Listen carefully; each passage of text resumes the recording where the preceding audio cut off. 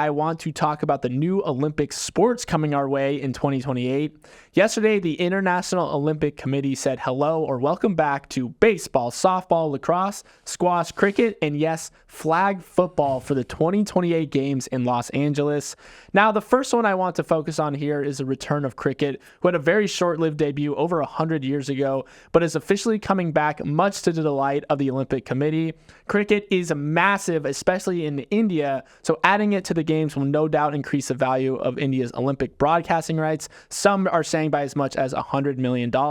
And following similar logic, the NFL backed the addition of flag football, which should give the games a big sponsorship boost as well as raise the profile of American football on the global stage. Neal, I love the idea of expanding into new markets and testing out new sports. Which one of these are you most excited for? I was most interested in reading about squash. I played squash a few times. It's really hard. It's an amazing workout. It's super fun racket sport. But I was surprised at its international appeal. It's played in more than 150 countries, and world champions have come from all over, from Egypt, Malaysia, Pakistan, and Australia. I did not know that Egypt actually dominates the top right now. I didn't know that they were nasty at squash, but it's super cool.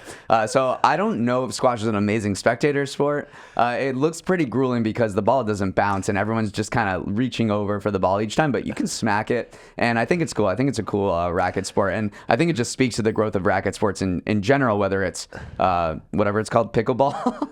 and padel, and I hope I pronounced that okay. Padel. So I don't know. I think racket sports are having a moment, so it's cool to see squash in there. Yeah, and the NFL angle is huge as well. The NFL has been investing a ton of resources into flag football because to them, they see it as their entryway into the global market. It's not very easy to spin up an entire football scene in other countries, but flag football is something that you can play at recess. It's played in Mexico. It's part of Japan's recess curriculum, so it is they think their global version of their sport. So, and the NFL, most lucrative sports league on earth. So, of course, the Olympic Committee wants some of that sponsorship dollars. This is all strategic, we should say. Right. This is all to increase the Olympics reach and viewership. It's not because they feel bad that cricket is, hasn't been out for 100 years, or they think flag football will be an exceptionally amazing sport to watch, even though apparently Gronk is very interested in playing flag football, and there's speculation that a lot of former NFL stars would play on the U.S. team, which sounds sick. I don't know who they'd play against.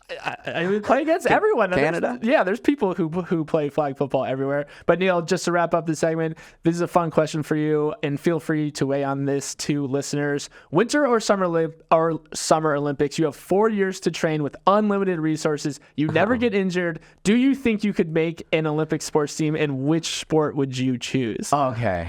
I mean, bobsled seems like the one, like those types of winter sports where you're just kind of hurtling down. Not to say that they don't require skill, but those are the ones that seem like if you don't have any prior experience, you could learn those the fastest. I've heard of people joining particular teams where they're not, no one grows up with bobsled, so there does have to be a quick ramp up period. See, but I feel like bobsled, you need to be just incredibly explosive and a bunch of former... And I'm not? Okay, it's a bunch of former track athletes doing it. Not to say you're not explosive, but I don't know if you're on the level of a Lolo Jones. Shooting or... Yeah, maybe one of maybe those. Shooting. But even that, that takes such a high skill curve. I don't know. What about being on I think there's sailing competitions, right? There we go. Now we're talking. So I'm just, on the sailboat, being, the right weight to balance the boat. 4 years, you could probably learn sailing. So, all right, call them up, IOC. Wow, we're going to have so many sailing listeners in the comments being like, you have no idea how hard it is, and that's probably true. Hey, thanks for watching. And if you want more Morning Brew Daily, make sure to hit that subscribe button. And also check out the rest of our episodes wherever you get your podcasts. New episodes drop at 7 a.m. Eastern, Monday through Friday, and you can email us at morningbrewdaily@morningbrew.com.